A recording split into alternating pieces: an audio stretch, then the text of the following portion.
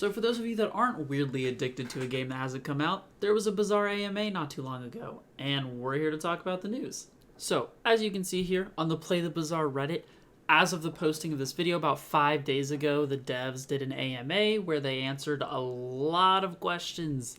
And I mean a lot, and we got some good juicy info, so let's go through it and find the best ones, huh?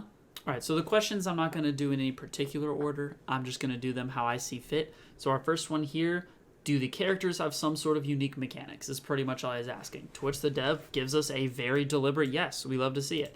We do know characters are going to have very specific, unique things. That's fun. Jules, which for those of you that don't know is the chef character, she can probably cook items and upgrade them in some way, make them into meals. And then Stell is an aeronaut, kind of an engineer of sorts. More than likely, she can probably get parts to build stuff. We don't know this for sure, but that's the best educated guess we can kind of make right now. Now, this answer most would probably say is a pretty assumed answer, right, from most of the development process we've seen. But the question says, basically, when the game comes out, are we getting ranked? Are we going to have an MMR system? How's the competitive scene going to look like? And the dev kind of gives you a very general answer. The Bazaar aspires to be a competitive game, which we've known this from the beginning. We know that Reynad being, right, the lead designer, he's very intent on making a game that can be played competitively and that can be taken very seriously. That being said, he said the details of it are mostly worked out. They're also subject to change because they're not ready with any specific details at this moment. The very typical dev answer, but again, just good news. You love to hear that the game that you want to spend a bunch of time on is going to be competitive. So we love to see it. Another good question here. How many characters do you plan to have at launch? And then how often do you plan on releasing the new ones? So they're planning to have 6 at launch.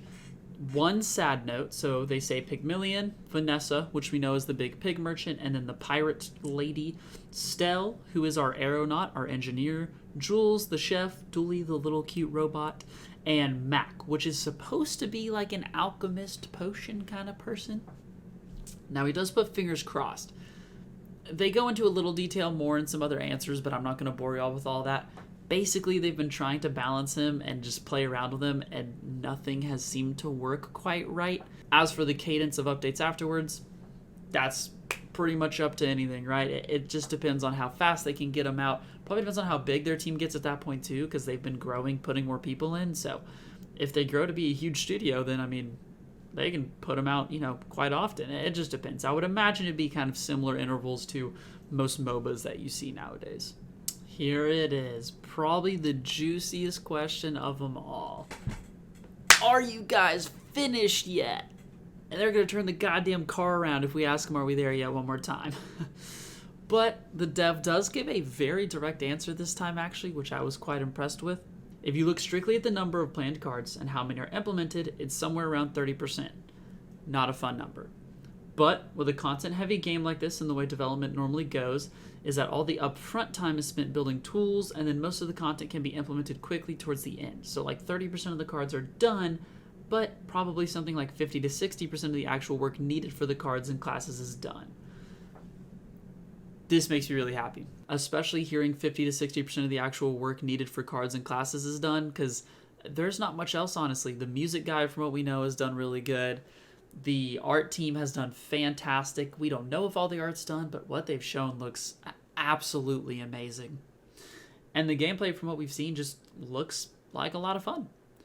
So we love to see it. Love to see it. All right, our second to last question here. Basically just kind of how do you get characters? What is the progression? What kind of customization do you have? How do you unlock things?